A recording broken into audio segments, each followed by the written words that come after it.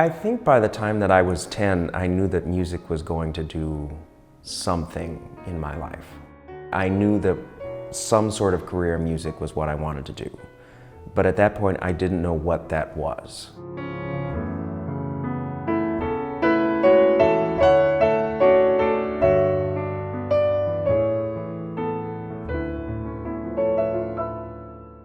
Hello, my name is Billy Test, and I'm the pianist with the WDR Big Band.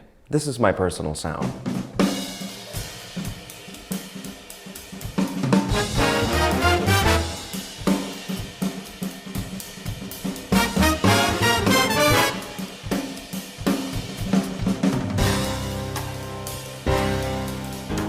I was 14 when I saw the Count Basie Band at a jazz camp.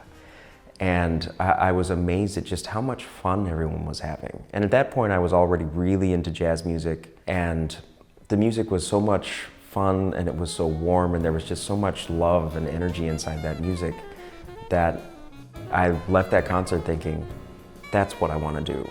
I don't know how I'm going to do it, but that's what I want to do.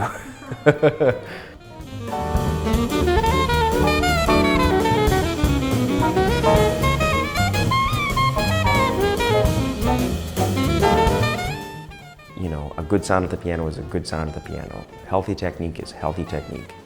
It doesn't matter whether you're playing jazz, classical, whatever. The only real challenge is just time. You know, I could wake up in the morning and start practicing and practice until midnight and still not have enough time to practice everything that I would like to practice in the course of a day.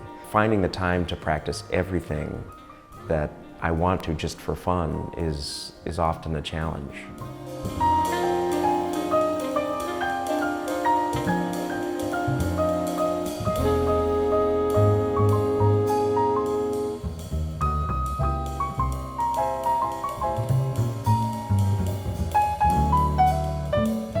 Writing and playing music, for me, they overlap a lot.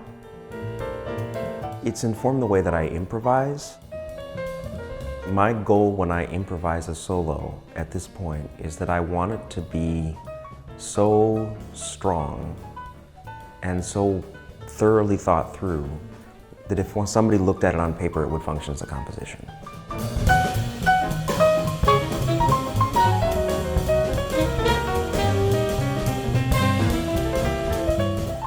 The more I learn about composition, the stronger my improvising gets.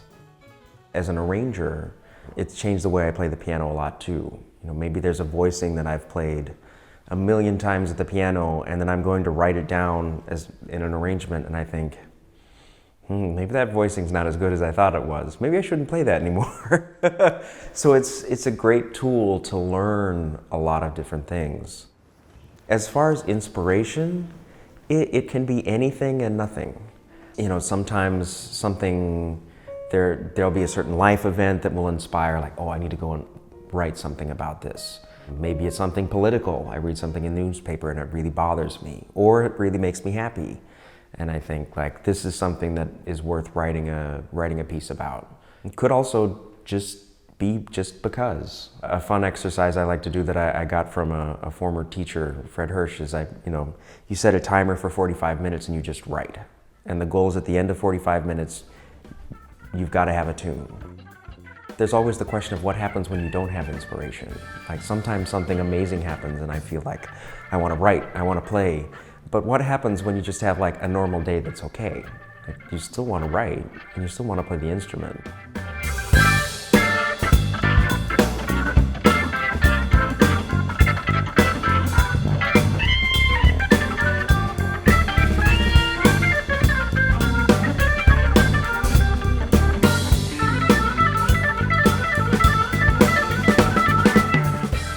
Yeah, developing your own musical voice I think it's a lifetime process.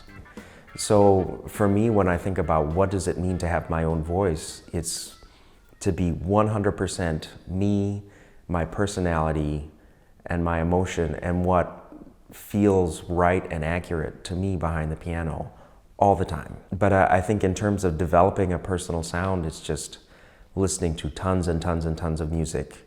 Even listening to music, I've listened to a lot of music that I don't like.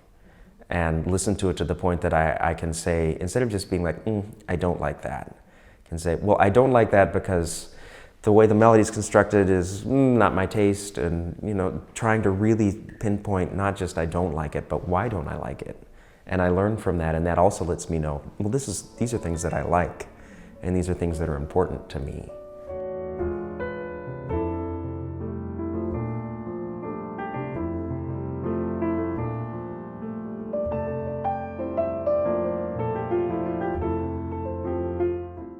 I want my music to express my worldview, and there are beautiful things in the world. There are things in the world that make us feel bad. And sometimes the things that are a little yuckier, maybe more dissonant, make the things that are more beautiful so much more beautiful, because we understand what makes it beautiful in a different way.